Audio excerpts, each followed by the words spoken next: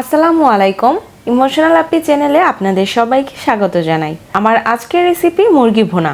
ঘরে থাকা বেসিক মশলা দিয়ে গ্রামীণ পদ্ধতিতে কিভাবে অনেক বেশি সুস্বাদু করে পোলট্রি মুরগি বা ব্রয়লার মুরগি রান্না করা যায় এই রেসিপি শেয়ার করেছি। ভিডিওর মাঝে আপনাদের কিছু টিপস দেব, তার জন্য পুরো ভিডিওতে আমার পাশে থাকবেন। আর আমার রেসিপি ভালো লাগলে অবশ্যই ফ্রেন্ড অ্যান্ড ফ্যামিলির সঙ্গে শেয়ার করবেন।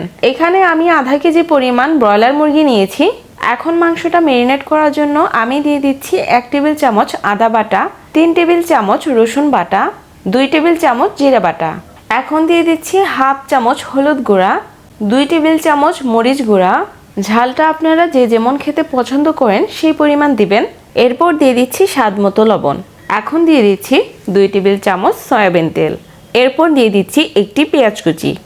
এখন এই সব উপকরণ মাংসের সাথে মিশিয়ে নিতে হবে। এখন চুলায় আমি একটা প্যান বসিয়ে নিয়েছি। আমি এখানে হাফ কাপ পরিমাণ তেল দিয়েছি। তেলটা খুব ভালোভাবে গরম করে নিয়েছি। এখন দিয়ে দিচ্ছি একটা তেজপাতা, দিয়ে দিচ্ছি 4টা দারচিনি, 3টা এলাচ। এরপর দিয়ে দিচ্ছি 6টা পেঁয়াজ কুচি। পেঁয়াজটাকে ব্রাউন কালার করে ভেজে নিতে হবে। পেঁয়াজটা যখন বাদামি কালার চলে আসবে তখন মাখিয়ে রাখা মুরগির মাংসটা দিয়ে দিব। আঁচ মিডিয়াম রেখে মাংসটাকে ভেজে নেব। যখন মাংসটা প্যানে লেগে লেগে আসবে তখন সামান্য পরিমাণ পানি অ্যাড করব মাংসটাকে কষানোর জন্য। যে পাত্রে আমি মাংসটা মাখিয়েছিলাম সেইটা দিয়েই কিন্তু আমি এখানে পানি অ্যাড করে নিয়েছি। এখন মাংসটা মাঝে মাঝে নেড়ে দিয়ে পানিটা শুকিয়ে নিতে হবে। এ পর্যায়ে মাংসে ঢাকনা দেওয়া যাবে না। ঢাকনা দিয়ে মাংসটা রান্না করলে মাংসটা খুব তাড়াতাড়ি সিদ্ধ হয়ে যাবে, যে কারণে মাংসের ভেতরে কিন্তু মশলাটা ঢুকবে না। তো এর জন্যই ঢাকনা ছাড়া মাংসটা কষিয়ে নিচ্ছি। তরকারির মেন পার্ট হচ্ছে কষানো। কষানোটা যদি খুব ভালো হয় তাহলে তরকারিটার স্বাদ কিন্তু অনেক বেড়ে যায়। এখন দেখতে পাচ্ছেন মুরগির মাংসটা কষানো হয়ে গেছে।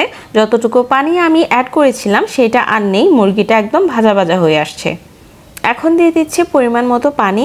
ব্রয়লার মুরগি খুব তাড়াতাড়ি সিদ্ধ হয়ে যায়, এর জন্য বেশি পানি দেওয়ার প্রয়োজন নেই। এই পানিতে মাংসটা সিদ্ধ হয়ে যাবে। এখন আমি তরকারিতে বলক আসা পর্যন্ত অপেক্ষা করছি। তরকারিতে বলক চলে আসলে এই পর্যায়ে আপনারা তরকারির লবণটা চেক করে নেবেন।